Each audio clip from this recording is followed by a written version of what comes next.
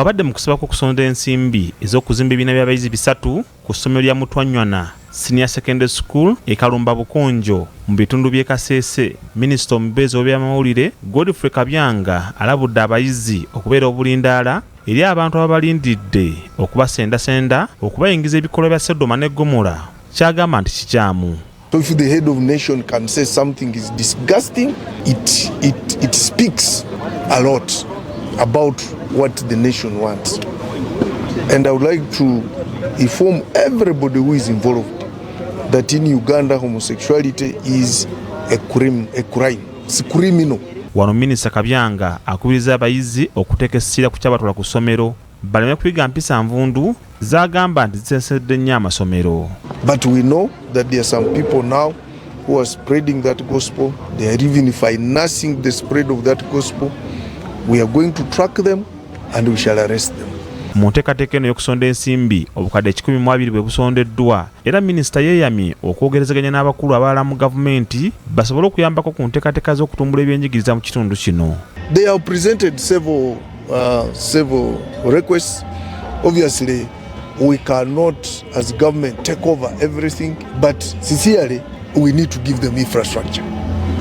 They need a library, they need a laboratory, they still need more classes. Minisita omubeezi wa gavumenti z'ebitundu Victoria Rushoke nga yakiikiridde omubaka w'omukulembeze w'eggwanga Jessica Alupo asabye abamasomero obutawanika bisale bya ssomero kubanga embeera y'ebyenfuna si nnungi. No overcharging, no additional funds.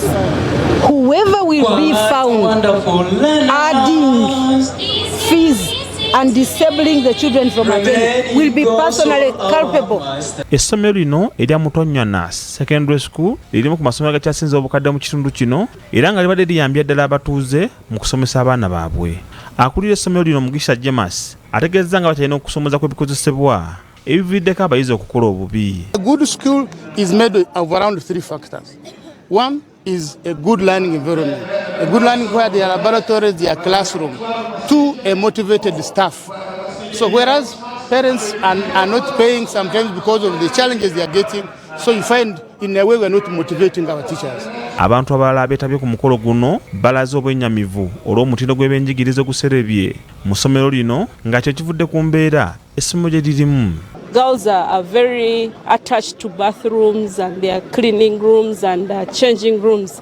If schools do not have them, most of them drop out. So really we still need a lot of support from government in terms of school infrastructure, the laboratories and other infrastructures that we need that really boost either girl child or even boy child. Ono ku lw'omumyuka w'omukulembeze w'eggwanga awaddeyo obukadde 20 buyambeko ku nteekateeka y'okuzimba. Richard Mwanje ne Robert Kule, BBS Terefayina, Gambuuze.